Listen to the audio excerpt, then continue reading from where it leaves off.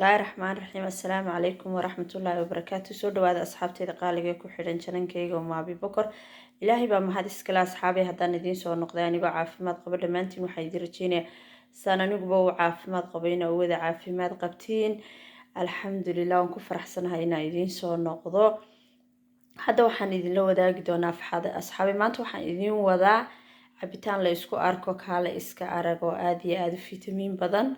bal cabitaankan maanta ila soo arka kana faa'iideysta waxaan idin iri waxaan ka sameyn doonaa maanta caanahan waa caanihii caadiga looda oo lis ah oo garood ahayn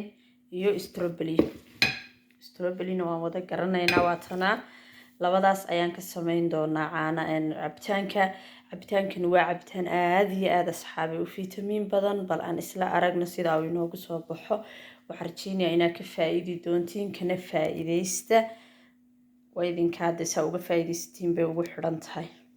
waatana walaalaha strawberry waan soo dhaqay halkan ayaan ku riday caanaha baan ku darsan doonaa wax sonkoro kuma darayo waan soo shiidanaynaa waxaan is rajeynayaa inuu cabitaan aad u fiican inoogu soo waa kana asxaabay cabitaankeenii maasha Allah saa quruxda badan loo inoogu soo baxay strawberry iyo caano caadi weeyaan caanaha xitaa waa idin tusaya caagada aan ka shubay waa kuwan caanaha aan ka sameeyay caanaha rabtid baa ka samaysan kartaa haddaad rabtid caano garoora ku darsan kartaa haddaad rabtid caanaha caadiga haddaad haysatid caanaha haysatid waa ku samaysanaysaa wax caanaha haysatid waa ka samaysanaysaa wax dhibaato ah male haddaad garoor haysatid garoorka strawberry waa ku ridqan kartaa ama cinabka casaanka ah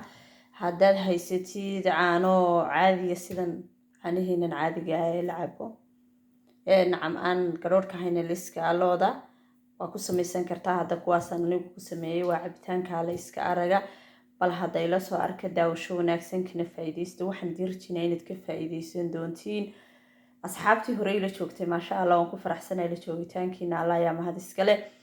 asxaabta igu cusub qalbi furan iyo gacmo furan kusoo dhawaada channelka subscribe ka saara